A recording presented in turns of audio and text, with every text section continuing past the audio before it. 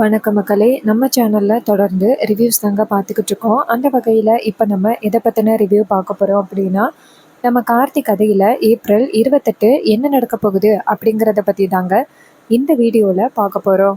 So மறக்காம இந்த வீடியோவுக்கு லைக் பண்ணிக்கோங்க. நம்ம சேனலையும் சப்ஸ்கிரைப் பண்ணிட்டு, பக்கத்துல உள்ள பெல் ஐகானையும் கிளிக் பண்ணி ஆல்னு செட் பண்ணிக்கோங்க.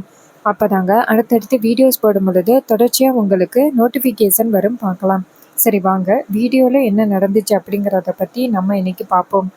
நம்ம கார்த்தி வந்துட்டு எப்படியோ அந்த வீரா கிட்ட கேட்டு நேரா நம்ம ரேவதியை காப்பாத்துறதுக்காக வந்துகிட்டு இருக்காரு. மாயா நேரா அந்த ரவுடிகளுக்கு ஃபோன் பண்ணி அந்த ரேவதி அவனோட கைக்கு கிடைக்கக்கூடாது, நான் சொன்ன மாதிரி லெட்டர் எழுதி பாறையில் வச்சுட்டு அவளை மலையிலேருந்து பிடிச்சி தள்ளி விட்டுருங்க அப்படின்னு மாயா அந்த ரவுடிகளுக்கு சொன்னதோட அந்த ரவுடிங்க நேரா ரேவதியை இழுத்துக்கிட்டு மலை உச்சிக்கு போயிட்டு ரேவதியை பிடிச்சி தள்ளி விடுறதுக்கு மிரட்டிக்கிட்டு இருக்காங்க. ரேவதிக்கு என்ன நடக்குதுன்னே ஒன்றும் புரியல. எதுக்காகடா என்னை காலி பண்ணுறதுக்கு முயற்சி பண்ணுறீங்க அப்படின்னு ரேவதி அவனுங்க கிட்ட கெஞ்சி கேட்டுக்கிட்டு இருக்காங்க. ஆனால் அந்த ரவுடிங்க வந்துட்டு இங்கே பாரு, தேவையில்லாமல் வாயை திறக்காத, வாயை மூறி அப்படின்னு சொல்லிட்டு ரேவதியை மிரட்டுறாங்க. இதையெல்லாம் பார்த்துட்டு ரேவதிக்கு ஒரே குழப்பமா இருக்கு. இன்னொரு பக்கம் நம்ம கார்த்தி அந்த வீரா கிட்ட கேட்டுக்கிட்டு மலை உச்சிக்கு வந்துகிட்டு இருக்காரு. வீரா நேரா கார்த்திகிட்ட, சார் நான் தான் காட்டி கொடுத்தேன் அப்படின்னு தெரிஞ்சிச்சுன்னா கண்டிப்பா அந்த மேடம் என்னை சும்மா விட மாட்டாங்க சார். அதனால இந்த பக்கமாக தான் அவங்க போயிருப்பாங்க, நீங்க போய் பாருங்க சார். இதை கேட்டதோட கார்த்தியும் சரி, இது வரைக்கும் எனக்கு சொன்னதுக்கு நன்றி அப்படின்னு சொல்லிட்டு கார்த்தி அங்கேருந்து ரேவதியை காப்பாத்துறதுக்காக போறாரு. கரெக்டாக ஒரு பெரிய மலை உச்சி இருக்கு. அந்த இடத்துல ஒரு 2 ரவுடி ரேவதியை பிடிச்சி தள்ளி விடுறதுக்கு கையை பிடிச்சிக்கிட்டு நிற்கிறாங்க. அப்போ ரேவதி கத்திக்கிட்டு இருக்காங்க. ரேவதியோட குரல் கார்த்திக்கு காதில் விழுகுது. ரேவதியோட வாய்ஸ் மாதிரி இருக்கே அப்படின்ட்டு கார்த்தி அங்கேருந்து ஓடி வராரு. வந்து பார்த்தா ரேவதியை பிடிச்சி தள்ளி விடுறதுக்கு காத்துக்கிட்டு இருக்காங்க. அப்போ ஒரு ரவுடி கார்த்தியை பார்க்க கார்த்தி அந்த ரவுடிகளை பார்த்துட்டு டேய் அப்படின்னு சொல்லி கத்துறாரு. அப்போ ரேவதி திரும்பி பார்க்குறாங்க. திரும்பி பார்த்துட்டு ராஜா என்னை காப்பாத்து அப்படின்னு சொல்லி கத்துறாங்க. அப்போ அந்த ரவுடி டக்குன்னு ரேவதியை பிடிச்சி தள்ளி விடுறாங்க. இன்னொரு பக்கம் கார்த்தி இதை பார்த்துட்டு அதிர்ச்சியாகி ஓடி வராரு. இன்னொரு பக்கம் ரேவதி அந்த மலை உச்சியில் உள்ள பாறை பிடிச்சிக்கிட்டு தொங்கிட்டு இருக்காங்க. இன்னொரு பக்கம் ரேவதிக்கு கையெல்லாம் வழுக்குது, காலெல்லாம் சறுக்குது. கீழே விழுகிறதுக்கு அவங்க ஒரு செகண்டு தான் ஆக போகுது. இன்னொரு பக்கம் நம்ம கார்த்தி போயிட்டு ரேவதியை காப்பாற்றுறதுக்கு போகிறாரு. ஆனால் அந்த ரவுடிங்க கார்த்தியை தடுத்து கார்த்தியவே அடிக்க ஆரம்பிக்கிறாங்க. கார்த்தி அந்த ரவுடிகளையும் அடித்து காலி பண்ணுறாரு. அந்த ரவுடிங்க சொல்கிறாங்க, டேய் இதுக்கு மேலே இவங்கிட்ட நம்ம தப்பிக்க முடியாதுடா, நம்ம இந்த இடத்த விட்டு போயிடலாம் வாங்கடா அப்படின்னு சொல்லிட்டு அந்த இடத்துலேருந்து தப்பிச்சு போகிறாங்க. இன்னொரு பக்கம் மாயா நினைக்கிறாங்க, இன்னரும் அந்த ரேவதியை ரவுடிங்க மலை உச்சிலேருந்து பிடிச்சி தள்ளி விட்டுருப்பாங்க. இனிமே அந்த ரேவதியோட தொந்தரவே நமக்கு கிடையாது. அந்த ராஜாவுக்கு ரேவதி கிடைக்கக்கூடாது. நம்ம நினச்சது நடந்துருச்சு அப்படின்னு மாயா நினச்சிக்கிட்டு இருக்காங்க. இன்னொரு பக்கம் நம்ம ரேவதி மலை உச்சியில் உள்ள முகடை பிடிச்சி தொங்கிட்டு இருக்க கார்த்தி ஓடி போய் ரேவதியை டக்குன்னு பிடிக்கிறாரு. ரேவதி கார்த்தியோட கையை பிடிச்சி மலை உச்சியில் ஏறுறாங்க. அப்போ நம்ம ரேவதி வந்துட்டு பயத்தில் இருக்காங்க. அப்போ கார்த்தி நேராக ரேவதியை பார்த்து எதுவும் அடிப்படலையே அப்படின்னு கேட்க ரேவதி சொல்கிறாங்க, இல்லை ராஜா. அப்போ கார்த்தி சொல்கிறாரு, சரி வா போகலாம் அப்படின்னு சொல்லிட்டு கிளம்ப போகிறாங்க. அப்போ ரேவதி கேட்குறாங்க, இங்கே பாரு, நான் இங்கே இருக்கேன்னு உனக்கு எப்படி தெரியும்? கார்த்தி சொல்கிறாரு, எல்லாம் ஒருத்தர் சொல்லி தான் நான் இங்கே வந்தேன். அப்போ ரேவதி கேட்குறாங்க, என்ன சொல்லி வந்தியா? யார் அவர்? அப்போ கார்த்தி சொல்கிறாரு, உன்னை கடத்துறதுக்கு அனுப்பின ஆள். இதை கேட்டதோட ரேவதி அதிர்ச்சியாகி, இங்கே பாரு, அப்போ அவரை எங்கன்னு சொல்லு, என்ன இது எல்லாமே உன் நாடகமா அப்படின்னு கேட்க அப்போ கார்த்தி சொல்கிறாரு, இங்கே பாரு, அப்படியெல்லாம் எதுவும் கிடையாது. அப்போ ரேவதி கேட்குறாங்க, சரி ஏதோ நீ இந்த மாதிரியெல்லாம் பண்ண மாட்டே அப்படிங்கிற நம்பிக்கை எனக்கு இருக்குது. இந்த அளவுக்கு என்னை காலி பண்ணுற அளவுக்கு நீ ஏன் பண்ணணும் அப்படின்ட்டு ரேவதி நேராக கார்த்திக்கிட்ட சரி வா போகலாம் அப்படின்ட்டு கிளம்புறாங்க. இன்னொரு பக்கம் மாயா வந்துட்டு ரொம்ப ஆசையோடு காத்துக்கிட்டு இருக்காங்க.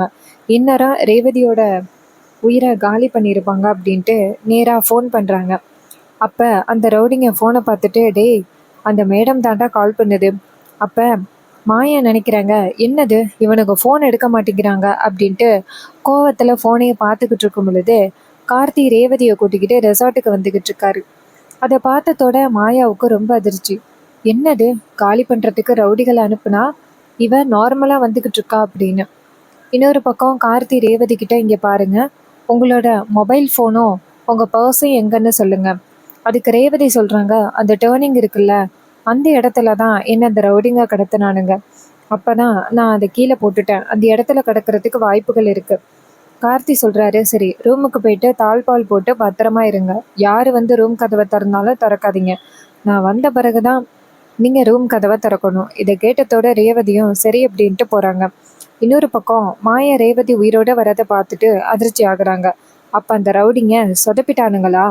அவனுங்களுக்கு ஃபோன் பண்ணி நான் அப்ப விடவே மாட்டேன் அப்படின்னு நேரா மாயா ஃபோன் பண்ண அந்த ரவுடிங்க ஃபோன் அட்டன் பண்ணி, சொல்லுங்க மேடம். அப்ப ரேவதி கேட்குறேன். மாயா கேட்குறாங்க, டேய் என்னடா ஒருத்தைய காலி பண்ண சொல்லி உங்களுக்கு கட்டுக்கட்டா பணத்தை கொடுத்தா இப்படி சொதப்பிட்டீங்க? நான் சொன்ன ஆளு இங்கே எல்லாம் வந்துகிட்டு இருக்கா? இது கேட்டதோட அந்த ரவுடிங்க சொல்றாங்க, சாரி மேடம், அந்த நேரத்துல ஒருத்தன் வந்துட்டான். அவன் இல்லைன்னா இன்னரும் அந்த பிள்ளைய மலை உச்சிலேருந்து பிடிச்சி தள்ளிட்டோம். ஆனா போயிட்டு அவன் காப்பாத்திட்டான் மேடம். நீங்க நினைக்கிற மாதிரி அவன் சாதாரண ஆளெல்லாம் கிடையாது. நீங்க சாதாரண ஆளுன்னு நினைச்சுக்கிட்டு அவன்கிட்ட இந்த மாதிரி ஒரு விஷயத்த பண்ணிக்கிட்டு இருக்கீங்க. மாயா சொல்றாங்க, இங்க பாரு, நான் என்ன பண்றேன் அப்படிங்கிறது எனக்கு தெரியும். உன் வேலை என்னமோ அதை மட்டும் பாரு. ஒரு ஒழுங்கான வேலையை கூட உங்களால முடிக்க முடியல. உங்களை போய் நம்பி வந்த பாரு அப்படின்னு மாயா கோவத்துல ஃபோனை கட் பண்றாங்க.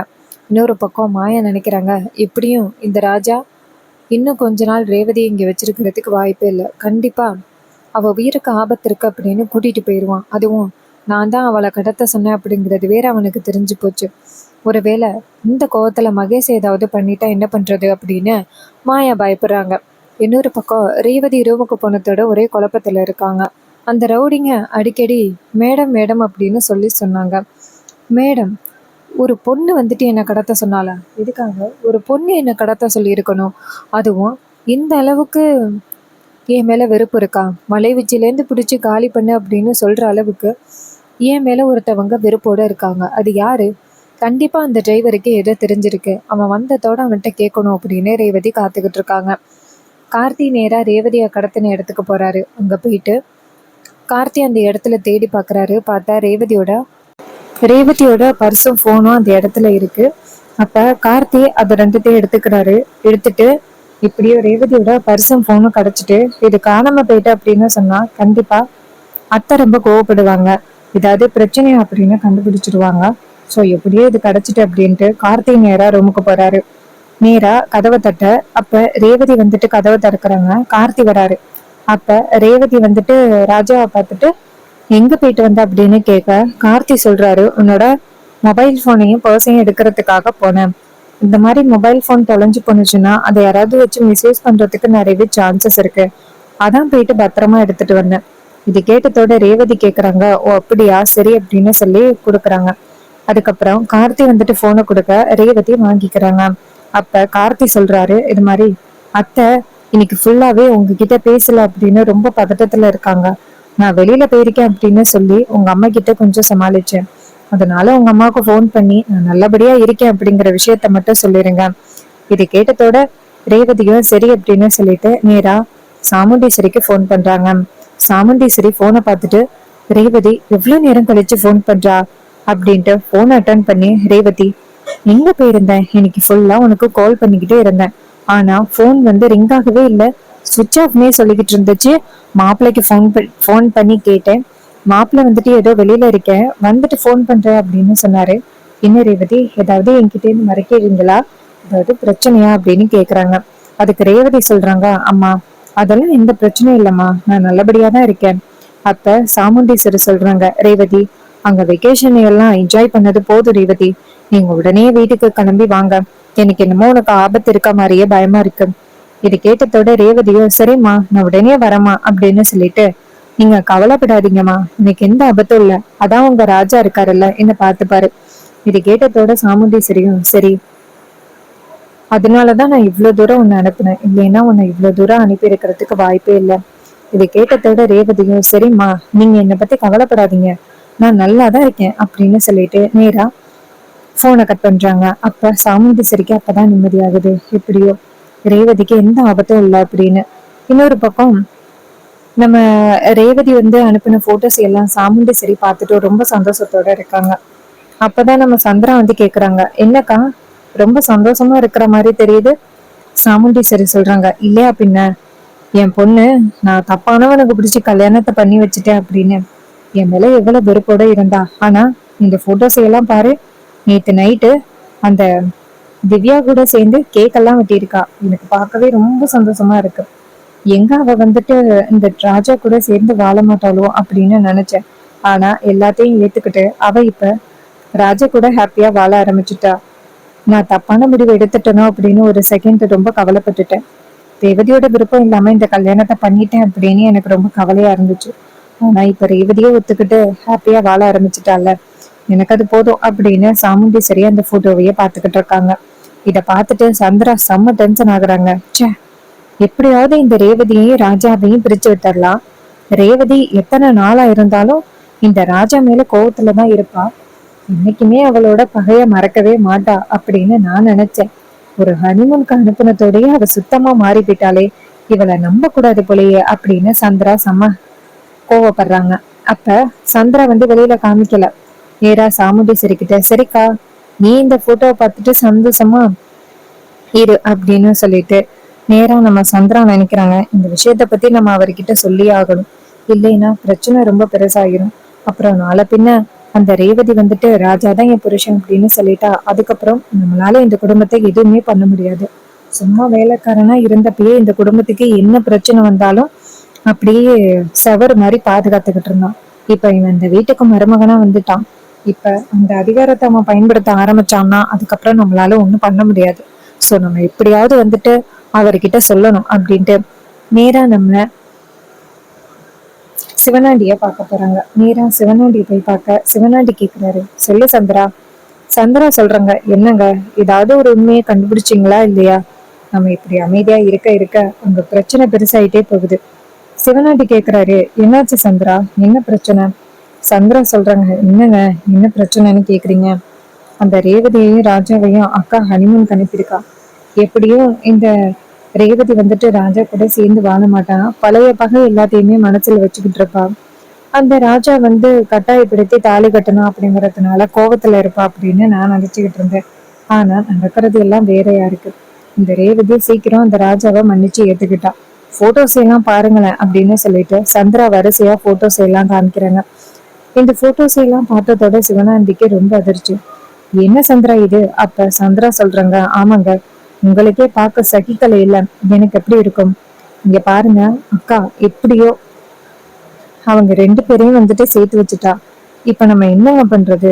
அந்த ராஜா பையன் யாரு அப்படிங்கிறத கண்டுபிடிச்சிங்களா இல்லையா? அப்ப சிவனாண்டி சொல்றாரு, இந்த என்ன பண்றதுன்னே எனக்கே தெரியல சந்திரா. அப்ப சந்திரா சொல்றாங்க, இங்க பாருங்க, எப்படியாவது நம்ம ஏதாவது ஒரு பிளான் பண்ணி அந்த சாமுண்டீஸ்வரியோட குடும்பத்தை பழி வாங்கணும்.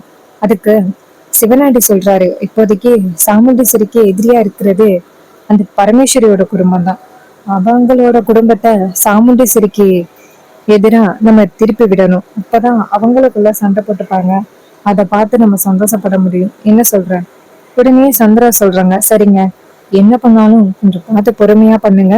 எந்தவித பிரச்சனையும் உங்களுக்கு வந்துடக்கூடாது. இந்த சாமுண்டீஸ்வரியும் இந்த டிரைவர் ராஜாவும் எமகாதகங்க. ரெண்டு பேருமே ஒண்ணு சேர்ந்தா நம்மளால எதுவும் பண்ண முடியாது. ஞாபகத்துல வச்சுக்கோங்க.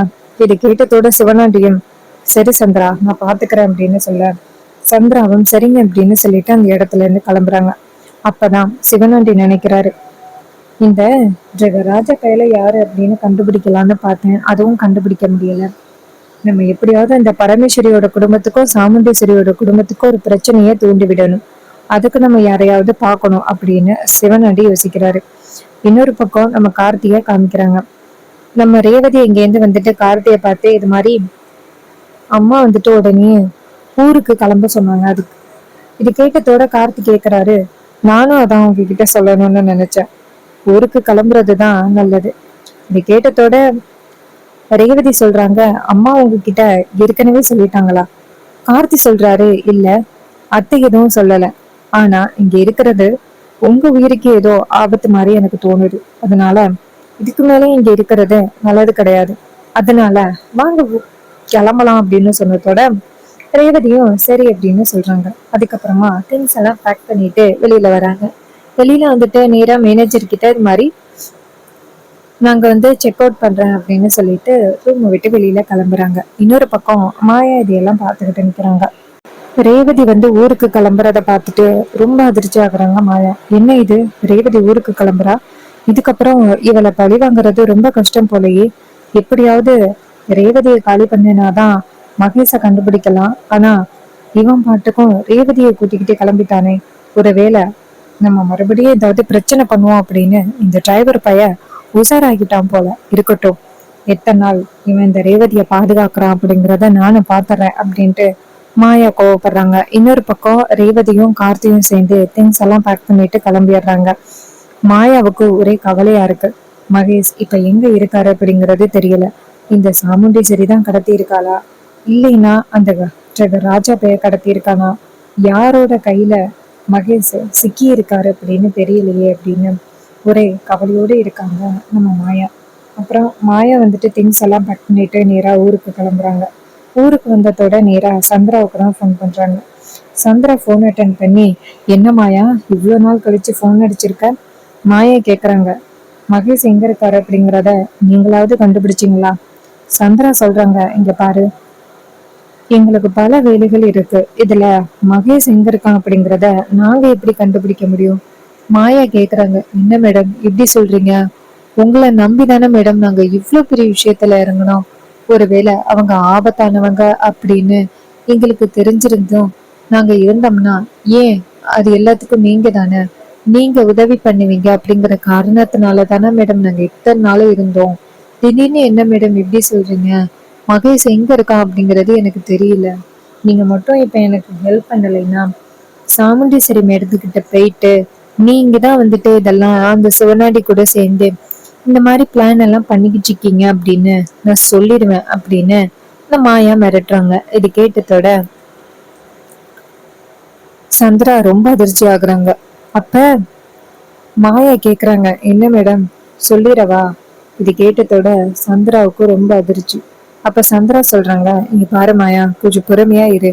நான் எப்படியாவது வந்துட்டு மகேஷ் இருக்கிற இடத்த அவர்கிட்ட சொல்லி கண்டுபிடிக்க சொல்றேன் அப்படின்னு வாக்கு கொடுக்குறாங்க. ஸோ இந்த எபிசோடு உங்களுக்கு எந்த அளவுக்கு பிடிச்சிருந்துச்சு அப்படின்னு மறக்காம கமெண்ட்ல ஷேர் பண்ணுங்க. இதே மாதிரி இனிமே அப்டேட்ஸ் நம்ம சேனல்ல தொடர்ந்து பார்க்கலாம். ஸோ அப்கமிங் எபிசோட்ஸ்ல நிறையவே சின்ன சின்ன சீன்ஸ் வந்து ஷூட்டிங்ல எடுத்ததை ஷேர் பண்ணியிருக்காங்க. அதுல கோவில்ல வந்துட்டு ஒரு பக்கம் நம்ம சாமுண்டீஸ்வரி ராஜராஜா கிட்ட உங்க அப்பா அம்மாவை பார்க்கணுமா அப்படின்னு சொல்லி கோவமா கேக்குறாங்க. அப்புறம் இன்னொரு சீன்ல வந்துட்டு ராஜா இருக்காருல்ல, நம்ம கார்த்தியோட ஃப்ரெண்டு, அவர் வராரு. அவரை வந்து கார்த்தியா நடிக்க சொல்றாங்க. அந்த ஒரு சீன் ஒண்ணு. இன்னொன்னு வந்து நம்ம சந்திரா வந்து சிவனாண்டியை பார்த்து என்ன பண்றதா இருந்தாலும் கொஞ்சம் பார்த்து பொறுமையா பண்ணுங்க அப்படின்னு சொல்றாங்க. ஸோ இதே மாதிரி சின்ன சின்ன சீன்ஸ் வந்து ஷேர் பண்ணியிருக்காங்க. ஸோ உங்களோட ஒப்பீனியனை மறக்காம கமெண்ட்ல சொல்லுங்க. தேங்க்ஸ் ஃபார் வாட்சிங்.